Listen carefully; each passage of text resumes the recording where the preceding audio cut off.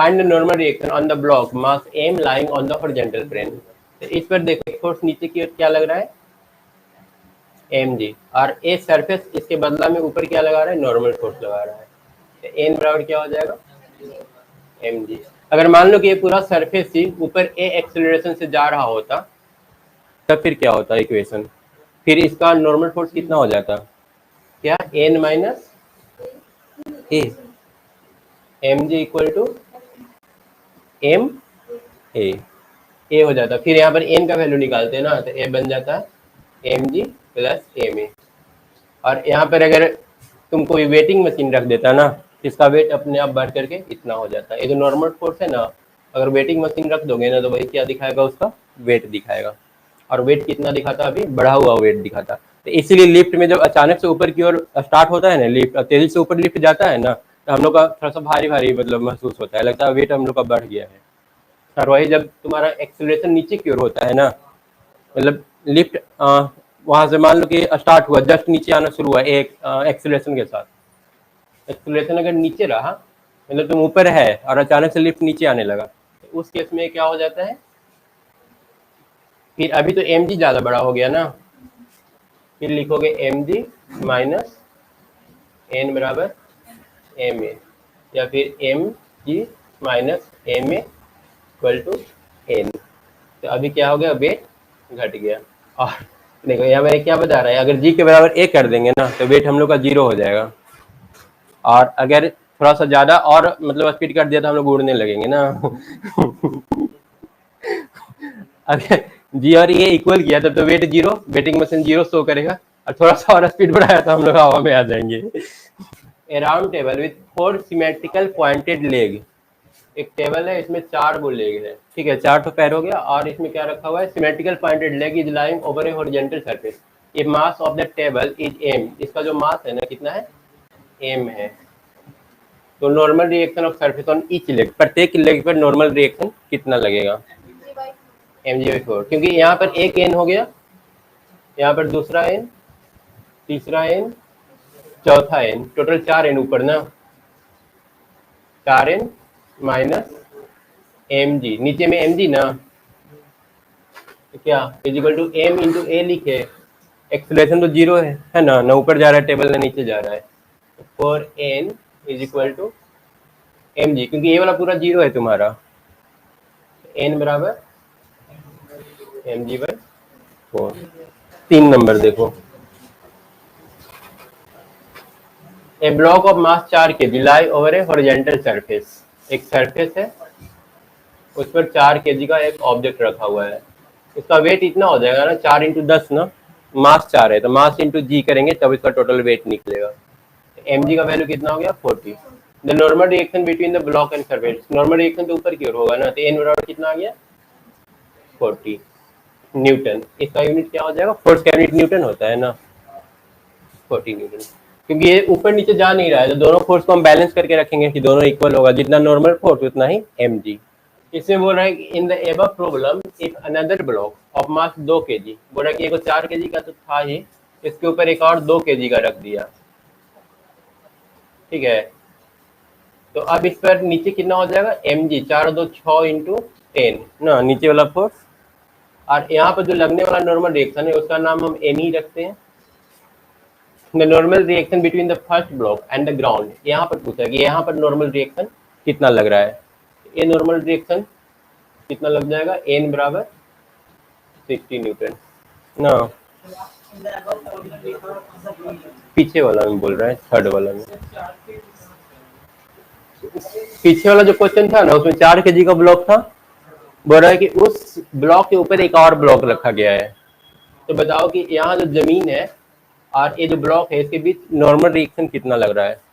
यहाँ पर ऊपर वाला में भी नॉर्मल रिएक्शन निकालने के लिए दे सकता था, तो वहाँ 20 फिर हो जाएगा आंसर ना, अगर इन दोनों के बीच बोलता ना कि नॉर्मल रिएक्शन कितना लग रहा है फिर 20 हो जाता, क्योंकि यहाँ पर 2g नीचे और n डैश ऊपर, n डैश बराबर 20, और नीचे वाला पूछेगा तो कितना मार्क करेंगे 60।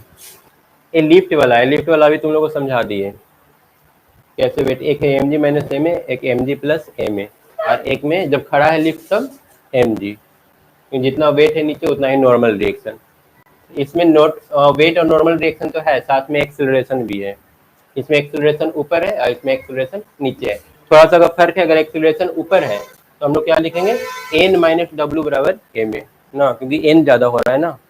और अगर नीचे है तो हम लोग क्या लिखेंगे, डब्ल्यू माइनस एन बराबर एम ए। क्लियर है कि और समझाए? बढ़े आगे?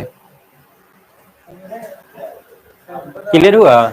निकाल लोगे ना, लिफ्ट वाला बहुत पूछता है बोर्ड एग्जाम में।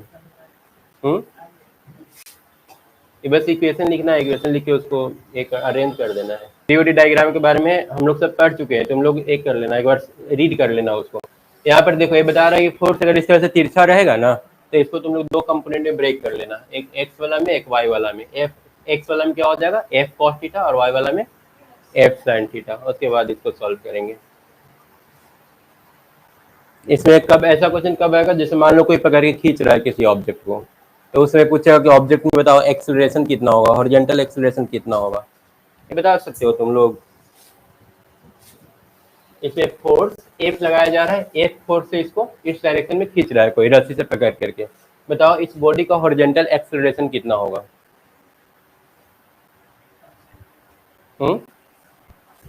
हॉरिजॉन्टल डायरेक्शन में इसका एक्सेलरेशन कितना होगा? यहीं पर देखो एक बहुत इंपॉर्टेंट क्वेश्चन बार बार पूछता है कि पुश सीधी है या फिर पुल। ये तुम्हारा पुल कर रहा है, ठीक है ना, हॉरिजॉन्टल के साथ थीटा एंगल बना करके। और एक तो है कि इसको एफ फोर्स लगा के पुश कर रहा है। वेट किस केस में, ऑब्जेक्ट का वेट जो है ना वो ज्यादा हो जाएगा। इसका मान लो W1 वेट है और W2 वेट है, किस केस में ज्यादा भारी हो जाएगा? हाँ, एक खींच रहा है, पुल जी होगा। एक्सेलरेशन निकाल सकते हो दोनों का कितना कितना होगा। देखो एक्सेलरेशन तो अगर ये मान लो पुल कर रहा है तो ऑब्जेक्ट तो इधर भागेगा ना, ऊपर तो जाएगा नहीं, है ना। और जेंटल डायरेक्शन में हम लोग को निकालना है, तो ए वाला क्या हो जाएगा, एफ कॉस थीटा, और इधर क्या हो जाएगा, एफ साइन थीटा ना। यहाँ पर इस डायरेक्शन में अगर एक्सेलरेशन ए है और तो कोई फोर्स इसमें नहीं लग रहा है, तो हम लोग क्या लिखेंगे, F cos theta is equal to, इसका मास अगर एम है तो m1 इंटू ए ना, ए बराबर कितना हो जाएगा, एफ कॉस थीटा बटा m1, है ना। और इसका वेट पर क्या इफेक्ट पड़ेगा, अगर मान लो कि पहले से m1g था तो अभी m1g minus F sine theta हो जाएगा वेट ना, क्योंकि कुछ तो ऊपर चला गया ना कंपोनेंट। अगर यहाँ पर नॉर्मल रिएक्शन निकालोगे, अगर यहाँ पर एक वेटिंग मशीन रखा हुआ है तो इस वेटिंग मशीन में नॉर्मल रिएक्शन एन लगेगा, तो हम लोग क्या लिखेंगे, N plus F sine theta. ऊपर दो दो फोर्स हो गया ना, एक एन और एक एफ साइन थीटा, और इज इक्वल टू m1g। तो एन बराबर अभी क्या हो गया, m1g minus F sine theta. मतलब यहाँ पर जो वेट है ना वो घट गया, और वेट जब घट जाता है ना तो फ्रिक्शन फोर्स कम लगता है। अगर एन का वैल्यू घटेगा ना तो फ्रिक्शन कम लगेगा, फ्रिक्शन कम लगेगा तो उसको स्लाइड करना ज़्यादा इजी रहेगा। तो यहाँ पर देखो क्या फर्क पड़ रहा है, एक इसको अगर तोड़े के ब्रेक करेंगे ना, ये तुम्हारा एफ है, ये वाला एंगल, और थीटा हो जाएगा हॉरिजॉन्टल तल के साथ, ए वाला एंगल थीटा हो गया, ठीक है। तो इधर क्या हो गया, एफ कॉस थीटा ना, और नीचे F sine theta. Normal reaction तो अभी भी मान लो कि ग्राउंड पर रखा हुआ है, तो नॉर्मल रिएक्शन तो ऊपर ही लगेगा, और m2g या फिर m1 ही मास मान लो है, m1g नीचे लगेगा, ठीक है। इसमें भी अगर एक्सेलरेशन निकालना है तो निकाल सकते हो, F cos theta is equal to m into a ना। हॉरिजॉन्टल डायरेक्शन में एक ही फोर्स लग रहा है, F cos theta, F cos theta is equal to m1 into a. तो ए बराबर कितना आ गया, एफ कॉस थीटा बटा m1। तो एक्सेलरेशन तो वही आ रहा है जो पहले था, है ना, एक्सेलरेशन उतना ही रहेगा, लेकिन नॉर्मल रिएक्शन पे देखो क्या फर्क पड़ा। ऊपर में अभी एक फोर्स लग रहा है एन, और नीचे में दो फोर्स, m1g और plus F sine theta. Weight इसका बढ़ गया ना, वेट बढ़ गया तो फिर खींचना मुश्किल होगा, फ्रिक्शन ज़्यादा लगेगा, फ्रिक्शन लगेगा तो आगे बढ़ाना इसके लिए मुश्किल हो जाएगा। इसलिए pull is easier than push. एक क्वेश्चन बहुत बार पूछता है एग्जाम में, ठीक है ना, बोर्ड एग्जाम में पूछेगा। नोट मतलब वो नहीं 11 का जो इन लोग का एग्जाम हुआ ना, उसमें ये नोट करना है क्या वीडियो से। आगे बढ़ते हैं। देखो ये second law of motion important है। यहाँ से फर्स्ट लॉ ऑफ मोशन क्या था? फर्स्ट लॉ ऑफ मोशन है ना कि अगर किसी ऑब्जेक्ट को चलता हुआ छोड़ दिया जाए ना, तो चलता ही रहेगा जब तक कि कोई एक्सटर्नल फोर्स उस पर वर्क न करे, ठीक है। और अगर रुका है तो रुका हुआ रहेगा जब तक कोई एक्सटर्नल फोर्स उस पर वर्क न करे, ठीक है। ये फर्स्ट लॉ में और कुछ ज़्यादा है नहीं। रुक क्यों जाता है? अगर ऑब्जेक्ट को हम लोग चलते हुए बॉल को फेंक करके छोड़ देते हैं तो वो फाइनली क्यों रुक जाता है एक जगह जा करके? फ्रिक्शन की वजह से। अगर फ्रिक्शन नहीं रहेगा ना, स्पेस में हम लोग फेंकेंगे तो वो नहीं रुकेगा, वो जाता ही रहेगा हमेशा फ्रिक्शन की वजह से। या फिर अगर मान लो एयर फ्रिक्शन है तो एयर फ्रिक्शन की वजह से भी वो स्लो हो जाता है। तो वहां से तो ज़्यादा कुछ न्यूमेरिकल बनता नहीं है, थ्योरेटिकल क्वेश्चन थोड़ा बहुत पूछता है, लेकिन ये वाला बहुत इंपॉर्टेंट है। सेकंड लॉ ऑफ मोशन में बताया जाता है कि हमारा जो फोर्स होता है ना, वो डायरेक्टली प्रोपोर्शनल होता है rate of change of momentum with respect to time, ठीक है।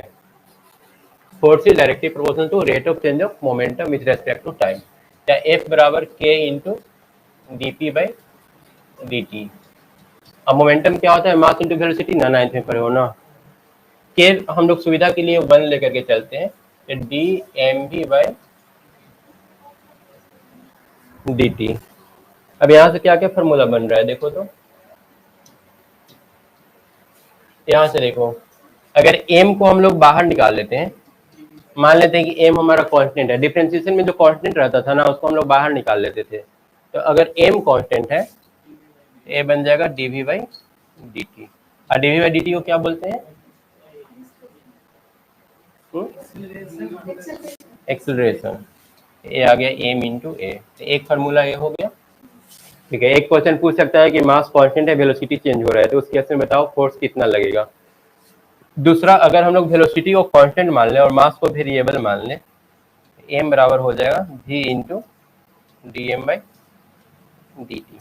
D M by D T दिया हुआ रहता है कि पर के जी पर सेकेंड, ऐसे करके दिया रहेगा कि पर के जी पर सेकेंड, या फिर ये जो है ना मास उसका चेंज हो रहा है, 1 सेकेंड में 1 kg ऐसे करके बढ़ रहा है या घट रहा है। तो डायरेक्ट हम लोग D M by D T का वैल्यू यूज कर लेंगे वेलोसिटी दे करके और ये निकाल लेंगे। ये दूसरा फार्मूला हम लोग का हो गया, मतलब फोर्स का ये 2 फार्मूला होता है। हाँ, दोनों में से देखना होगा कि क्या कांस्टेंट दिया क्या वेरिएबल दिया। ज्यादातर क्वेश्चन किससे रहता है? इससे। अभी तक जितना क्वेश्चन सॉल्व करते आ रहे हैं ना, इससे करते आ रहे हैं। इसका बहुत कम चांस रहता है कि आएगा, पर आएगा तो पता चल जाएगा। अभी एक क्वेश्चन डाले हुए हैं इसमें, हम लोग देख लेंगे उसको। उसके बाद इम्पल्स। इम्पल्स क्या होता है? चेंज इन मोमेंटम इम्पल्स कहलाता है। P2 minus P1 is equal to I, या फिर आई बराबर एफ। इसको थोड़ा सा देखो तो ये प्रूफ हो जाएगा। आई बराबर क्या है? चेंज इन मोमेंटम ना, I is equal to P2 minus P1। Change in momentum क्या कहलाएगा? इम्पल्स कहलाएगा। और फोर्स हम लोग क्या करे थे? dp by dt। Change in impulse, change in momentum with respect to time. इसको हम लोग लिख सकते हैं P2 minus P1 by time ना। P2 माइनस P1 को क्या बोलेंगे? इम्पल्स बटा टाइम।